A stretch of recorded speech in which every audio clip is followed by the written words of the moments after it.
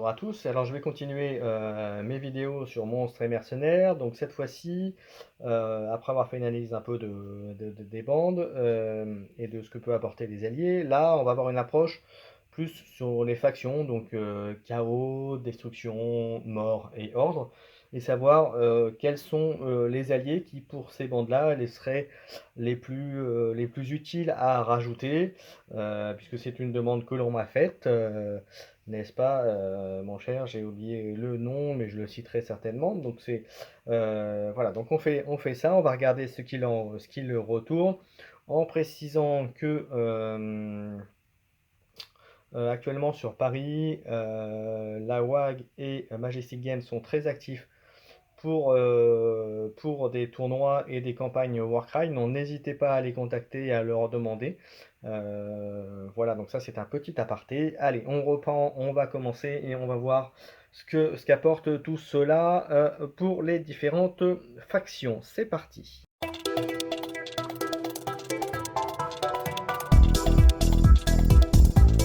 On va commencer tout de suite par les factions du chaos. Quelles sont les unités qui seraient les plus utiles? Alors, je rappelle, les factions du chaos, c'est les boîtes qui ont été mises à la vente à côté. Donc, les factions type Iron Golem, Untamed Beast, Corvus Cabal, les Cipher Lords et les Split and Fang. Alors, j'en ai peut-être une dans l'eau, mais voilà. Voilà, c'est ces unités-là. Alors, dans les esclaves des ténèbres, est-ce qu'il y a des unités qui peuvent être utiles pour ces factions-là? Vous avez, alors, déjà, la réflexion qu'il faut avoir, c'est est-ce que vous recherchez des unités ou une figurine qui va vous rajouter un plus, qui va augmenter la puissance ou ce qui fait la force de votre bande, ou est-ce que vous allez chercher une figurine qui va compenser une faiblesse ou donner une aptitude qu'elle n'avait pas avant pour améliorer votre bande. Donc ça, c'est un choix à faire au préalable dans le choix de votre figurine, parce que là, je vais vous citer plusieurs figurines par faction qui, vous allez voir, chacune peut être utile. Alors, dans les Save to Darkness, vous avez le Darko Chieftain qui est pas mal parce que il vous permet de de rajouter du mouvement. Alors, attendez que je me trompe pas. Non, c'est pas celle-là. Bien sûr, faut que je me trompe.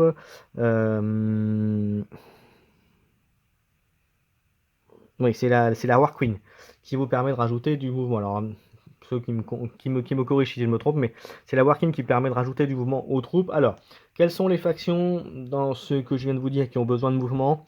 Je dirais peut-être les Iron Golem, ils manquent du mouvement, en sachant que l'avantage de la War Queen, c'est elle coûte 195, donc c'est pas non plus cher, mais c'est rajoute du mouvement, ça a une bonne patate, donc ça peut être bon pour les Iron Golem. Ensuite, les autres factions, comme les Corvus, comme les Splintered ou les Cipher, n'ont pas besoin plus que ça de mouvement en plus. Elles en ont déjà intégré à leur faction. Alors peut-être pas les Splintered Fang, mais en tout cas les deux autres sont déjà se suffisent à eux-mêmes pour le mouvement. Donc est-ce qu'ils ont besoin d'unités qui tapent? Oui, ça peut être une bonne optique aussi. Euh, pour cela. Ensuite, vous avez dans les bonnes... Alors, je vais aller assez vite, hein, parce qu'il y en a quand même beaucoup d'unités à voir. Le Chaos Lord, Chaos Sorcerer, peut être très bon pour juste sa capacité. 165 points, c'est pas excessif. Il a une capacité à distance, il peut taper à 2. Et son double, puissance démoniaque, ça rajoute un caractéristique de force et d'attaque de la prochaine action d'attaque. Pour ce combattant, ça peut être bien s'il est engagé, mais c'est surtout, il a une compétence de distance qui peut être pas mal. C'est ce qui fait un peu défaut d'ailleurs, à part peut-être les Untamed Beasts. Et je crois que les Cipher l'ont un petit peu, si je me trompe pas non plus. Mais globalement, c'est pas le point fort des troupes chaotiques d'avoir de la distance, donc ça peut être pas mal de le rajouter sur 165 points. C'est plutôt pas mal.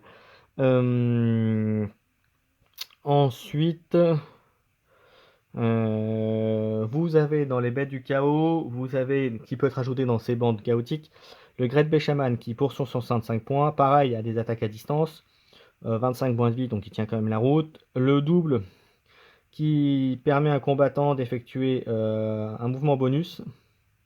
équivalent l'aptitude. Donc là, pour le coup, c'est plutôt pas mal aussi. Pour 135 points, il coûte pas cher. Il a quand même des points de vie, même s'il n'a pas une bonne armure.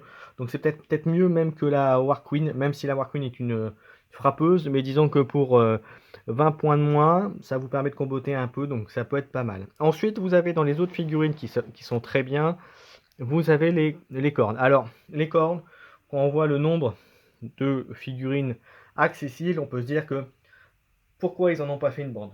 Et bien en fait, c'est tout simple. Quand vous regardez le prix des figurines, ça va de 200 à 210. Ça veut dire que c'est un peu comme les Star-Lord. Voilà, là directement, si vous partez là-dessus, vous aurez 5 figurines sur la table. Voilà, pas plus. On n'aurait pas 6, 5. Et 5, quand vous voyez un peu le jeu, voilà, c'est un peu, c'est limite pour être. Après, c'est sûr que c'est des cogneurs. Ils ont plein de capacités basées sur le fait que quand vous tuez un ennemi, vous pouvez, leur capacité de base, d'avoir un mouvement bonus ou une attaque bonus. Donc c'est très fort. Ça tape fort, ça se déplace correctement, ça a pas mal de dés. Donc là, je dirais, c'est des unités que vous pouvez mettre assez facilement dans chaque bande si vous voulez rajouter un cogneur et purement un cogneur dans cette bande-là. Voilà, ça c'est mon point de vue sur les Bloodhounds. On continue chez les KO. Je crois qu'on en a encore. Ouais, il y a les. Hop. Alors, on continue. Alors, je ne sais plus s'ils étaient encore dans les. Je vais vérifier parce que du coup, comme je suis allé un peu vite. Toc toc toc toc toc. Oui, ils sont encore dans les KO, donc ça va. Les KO. Et hop, et je crois que c'est après les Nurgle, on aura terminé. Alors, dans les KO, dans les Tsench, vous avez aussi, donc, vous avez le Magister qui peut être pas mal, parce que lui, voilà, ouais, non, 165, il n'est pas extraordinaire. Autant pour moi, j'avais confondu avec une autre figurine. Après, vous avez les Gaunt qui peuvent être pas mal, qui coûtent par contre assez cher, et c'est pour ça que le Summoner est peut-être l'alternative intéressante, puisque lui, il permet à un combattant ennemi qui serait engagé de lui faire des dommages. Alors attendez, quand j'avais préparé, il me semble que j'avais vu une unité qui était plutôt sympathique. Toc toc toc toc toc.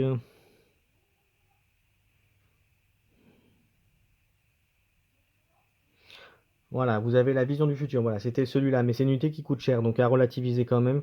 Ça permet d'activer une figurine juste après l'avoir fait, en activer une autre.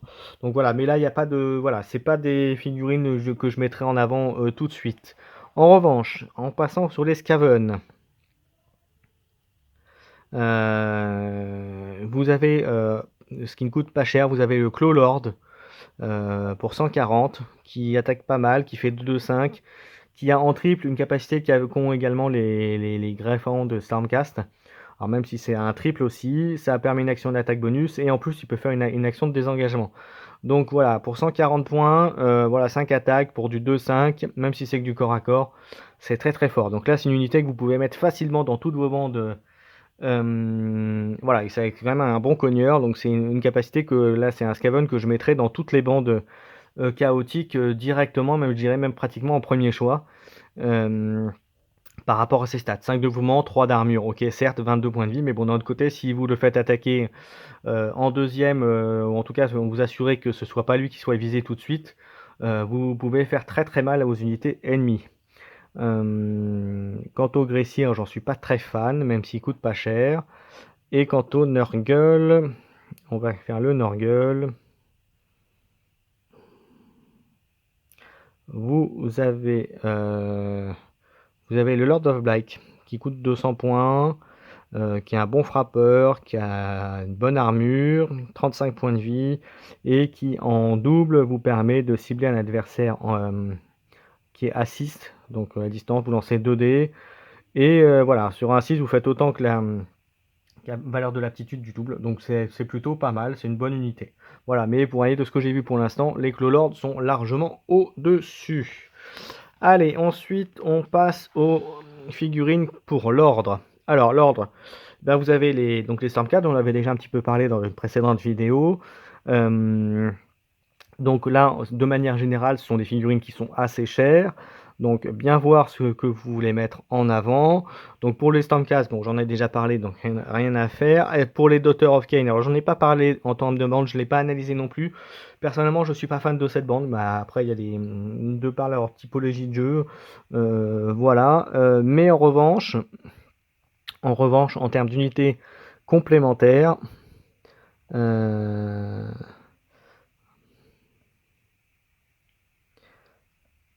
voilà, vous avez la Slaughtered Queen qui est pas mal, qui peut être mis dans ces bandes-là, donc aussi bien pour les Stormcast que les Idonettes ou les Daughter of Cain. Vous avez la Slaughtered Queen qui est pas mal pour 150 points, même si elle est fragile, elle a quand même 25 points de vie, mais le quadruple vous permet d'ajouter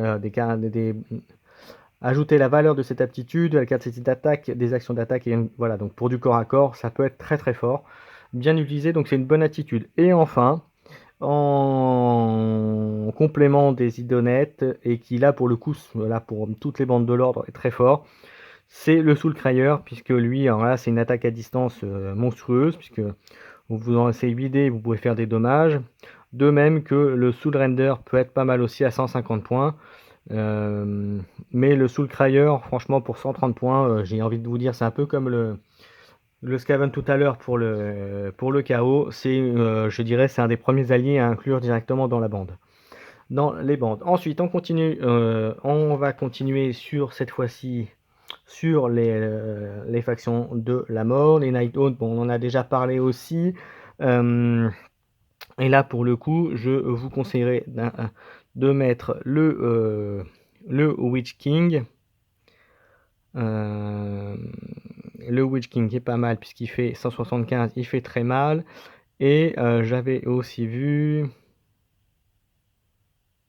Voilà, c'était le Necromancer qui, pour un quadruple, vous permet de faire une action bonus ou une attaque bonus à toutes les figurines à 6. Donc c'est plutôt pas mal et c'est bien à combiner avec les Night Owl notamment, ou les Flesh Eaters d'ailleurs. Ce serait très bon dans ce cas-là. Voilà, donc ça pour moi, bon, comme on les a déjà un peu vu, toutes les figurines lors d'une précédente vidéo, c'est pour moi le Lone Necromancer qui irait se mettre d'office en allié sur toutes les bandes morts. Mais ça ne regarde bien sûr que moi. Si vous avez d'autres avis, n'hésitez pas, hein. Mais pour moi, pour 170 points, le Lone Necromancer serait très fort dans toutes les bandes morts-vivantes. Ensuite, on passe sur la destruction. Alors, là, vous avez plusieurs choix. Alors, c'est dans ces destructions, vous avez aussi les gobelins, j'en ai pas parlé, parce qu'il y a trop de possibilités chez les gobelins, entre guillemets, et c'est vraiment spécifique. Voilà, c'est pour ça que je n'ai pas fait l'analyse de bande. Je le ferai peut-être, mais au jour d'aujourd'hui, je n'en vois pas trop l'utilité personnellement. Alors, dans les troupes à rajouter en termes d'alliés, vous avez le Warchanter qui est très fort, donc on en a déjà parlé lors d'une précédente vidéo, mais le Warchanter est très fort parce que il permet d'ajouter 1 d'attaque à toutes les figurines qui sont à 6. Donc là, par exemple, si vous le mettez dans les gobelins, qui sont plutôt populeux, voilà, c'est plutôt très fort.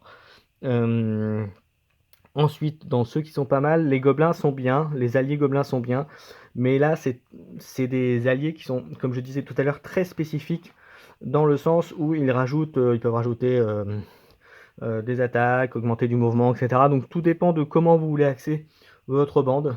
Donc c'est très situationnel. Après, maintenant pour le prix, ça peut être pas mal de l'avoir pour compléter une bande déjà existante. Donc là encore, à voir.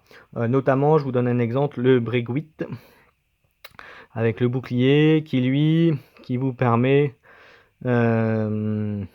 qui rajoute la moitié de l'aptitude arrondie supérieure aux caractéristiques d'attaque de la prochaine action d'attaque d'une figurine. Donc vous pouvez rajouter encore de la patate à une figurine derrière pour 85 points, même s'il a que 12 points de vie, il ne fera pas très fort, mais en même temps il n'est pas là pour ça, vous allez me dire.